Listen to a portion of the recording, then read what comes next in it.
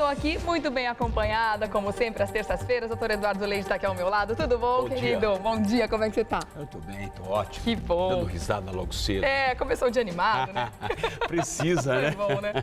A gente precisa rir mesmo, porque a gente acaba ouvindo algumas notícias aí que não são muito legais. Daqui a pouco a gente fala de política, que é a notícia que nos mais tem feito chorar. Aí você tá me Aí eu vou ficar triste. Eu não quero acabar com a tua Aí eu vou ter que doutor falar, Eduardo, entendeu? Aí eu vou ter que falar. Aí o diretor fica bravo comigo. Eu juro que eu não quero acabar com a tua graça, mas a gente tem dois temas aqui para conversar no programa de hoje. Não, mas é cômico também. Fala sério. Trágico, né? É uma tragédia cômica, É né? o famoso a gente deveria rir se não fosse para chorar, né? É aquela história. Mas vamos lá, antes de falar de política, a gente vai falar sobre o balanço da virada cultural, como foi o assunto da abertura do nosso programa, que mostra que a gente teve um número considerável de ocorrências que aconteceram ao longo aí das pouco menos de 24 horas, afinal de contas a virada teve que ser encerrada 2 horas antes por conta daquela chuva que ninguém esperava, né? Aquela quantidade de pedras, né? De chuva de granizo que aconteceu aqui em São Paulo. Mas mesmo assim a gente teve também uma participação menor da população. 4 milhões em 2013 e 3 milhões em 2014. A que você atribui isso, doutor Eduardo? Essas notícias negativas com relação à virada? Ou as pessoas não estão muito preocupadas com cultura? Não, eu acho que as pessoas estão buscando diversão, entendeu? Eu acho que as pessoas estão buscando entretenimento, porque a vida eu acho que está tão sofrida, as pessoas estão sofrendo tanto que elas procuram sempre uma válvula de escape. Eu acho que a virada cultural é uma válvula de escape.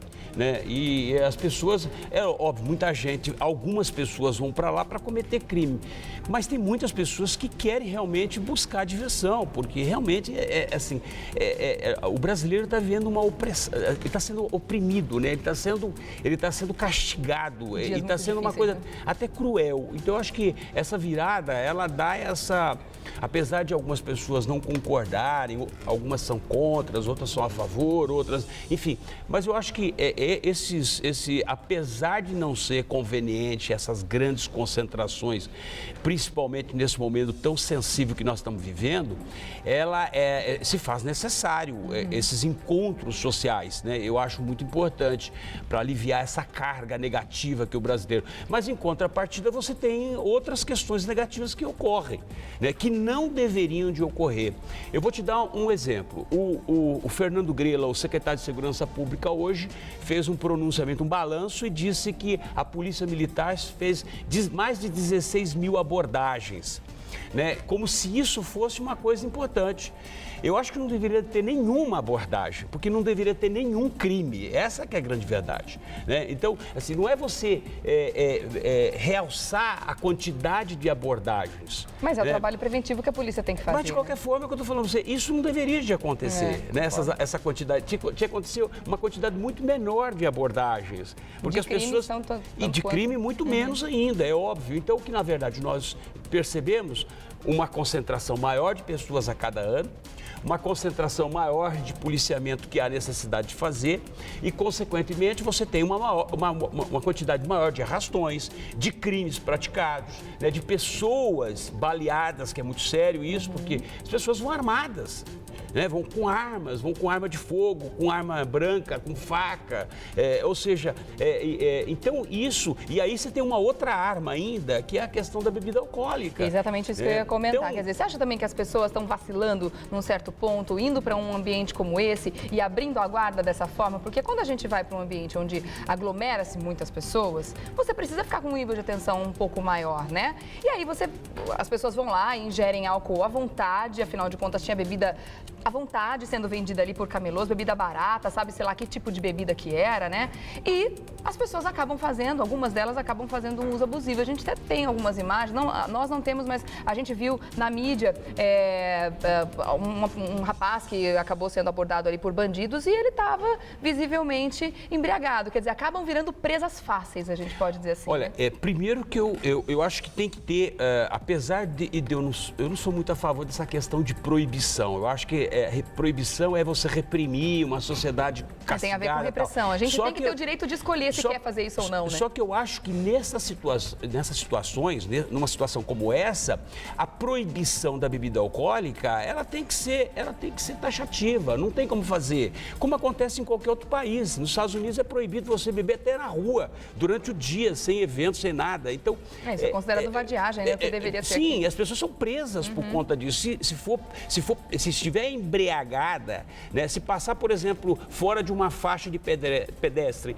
embriagada, ela é presa, ela é levada, é conduzida até passar a bebedeira. Então, essa questão da proibição da bebida alcoólica, eu acho ela, dos destilados principalmente, eu acho isso de fundamental importância. Não é deixar por conta da sociedade de uma conscientização. Não adianta, não há conscientização numa quantidade de pessoas. As pessoas perdem completamente todo e qualquer... Ela não tem mais nenhuma condição de controlar os seus atos naquele momento. Ela não vai chegar num evento desse e falar assim, não vou beber. Ela vai já condicionada a beber. Essa que é a grande verdade, porque é a diversão, é euforia, né? Essa coisa leva as pessoas como acontece nessas raves. Se você pegar nessas raves que ocorrem, nessas concentrações, nessas baladas, 95% das pessoas ou elas estão embriagadas ou elas estão drogadas. Essa que é a grande verdade. Ou seja, e 5% está lá para venda, observando aquela coisa toda. Então, eu vejo, as pessoas estão, inclusive o próprio Haddad hoje se manifestou dizendo que o formato tem que continuar. Ex-secretários da cultura também defendem que esse formato tem que continuar. A polícia militar é contra esse formato. Isso é uma coisa que eu queria que você comentasse. Você é a favor ou contra da manutenção desse formato? Porque a polícia militar está dizendo que seria interessante que as próximas edições fossem feitas em locais fechados, com controle de entrada e de saída. Mas, na minha visão, muda completamente a história. Eu vou falar para você muda o conceito do evento. Eu não sou a favor nem do prefeito, nesse formato, nem tampouco no posicionamento da Polícia Militar, que quer um evento fechado, num espaço fechado, com um tapume que pudesse ter entrada e controlar a frequência das pessoas. O governo não consegue nem controlar os presídios que é entre muros, entendeu? Ou seja, então fazer mais ou menos um evento como se fosse um presídio, ou seja, enfiar todo mundo ali.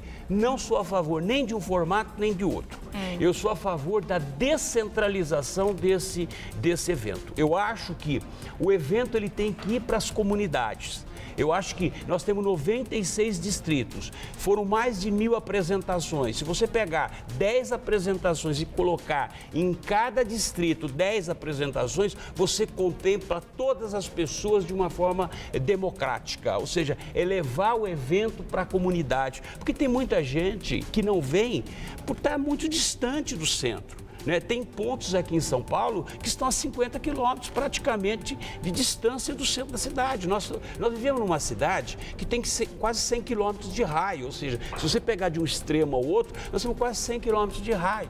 Então, o que acontece? Eu acho que tem que descentralizar. Quando você descentraliza, você não concentra 4 milhões de pessoas no mesmo lugar. Se você descentralizar, você consegue levar aquela atividade cultural para aquela comunidade e, ao mesmo tempo, você consegue também controlar.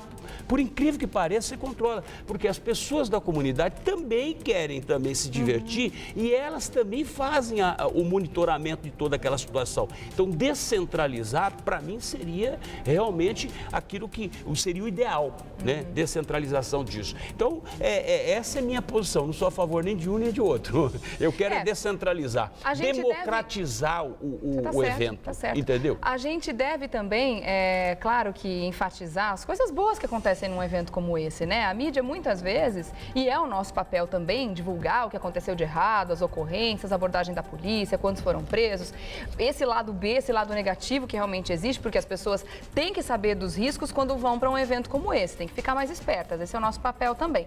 Mas a gente precisa também dar o crédito para um evento desse tipo, que é um evento importante para a cidade, como você falou, as pessoas estão precisando de cultura, estão precisando de momentos de lazer. para justamente tirar essa nuvem negra que fica em cima da cabeça da gente no dia a dia normalmente, né? E teve muita coisa bacana, como por exemplo esse ano, a novidade da viradinha cultural, né? Aonde o espaço ali em que os pais tinham acesso a brincadeiras, a música, a cultura com seus filhos. Então, quer dizer, as coisas boas também têm que ser levantadas em questão, né, doutor? Não, isso não tem a sombra de dúvida. Eu acho que a virada é importante, ela, apesar de ter algumas restrições em relação a essa enorme concentração de pessoas, né? O Brasil não é um país preparado para isso, mas de qualquer forma eu acho que é importante que você tenha esse evento, né? Tenha essa virada cultural. Então essa é minha posição.